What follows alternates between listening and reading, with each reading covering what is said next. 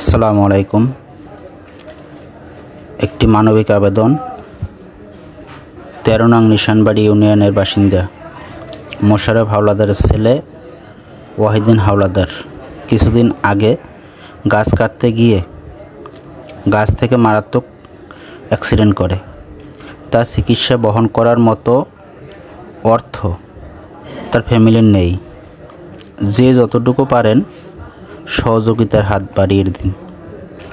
আপনার একটি টাকা দিতে পারে একটি প্রাণ।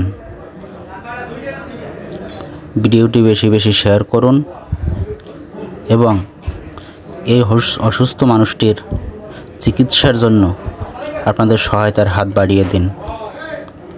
ডিসক্রিপশন বক্সে তার বড় ভাইয়ের বিকাশ নাম্বার দেওয়া থাকবে। আপনারা যে যা পারেন, যে যতটুকু পারেন, যেখান থেকে একটু সাহায্যের হাত বাড়িয়ে দিন। দেখুন কি অবস্থায় আছে তার ফ্যামিলি, একবারে অসহায়। এখন তার চিকিৎসার জন্য মানুষের দুয়ারে হাত পাততে হচ্ছে। এটা যদি আপনার ফ্যামিলির কারো হতো ভাই, তাহলে আপনি কি করতেন ভাই?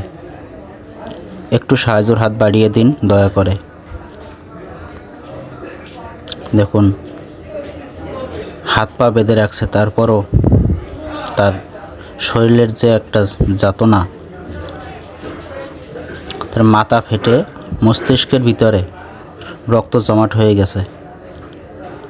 চিকিৎসা করার পরে তার মাথার যে সেন্স সেটি হারিয়ে ফেলছে। এখন প্রায় পাগলপনের শেষের পথে। একটু আপনারা একটু সাহায্যের হাত বাড়িয়ে দিন। ধন্যবাদ সবাইকে। ভিডিওটি বেশি বেশি শেয়ার করুন এবং ডিসক্রিপশন বক্সে যে বিকাশ নাম্বারটি আছে, যে যার স্থান থেকে যা পারেন একটু সহযোগিতা করুন। আপনার একটি টাকায় হয়তো তার প্রাণটা ফিরে পেতে পারে, সুস্থ হতে পারে।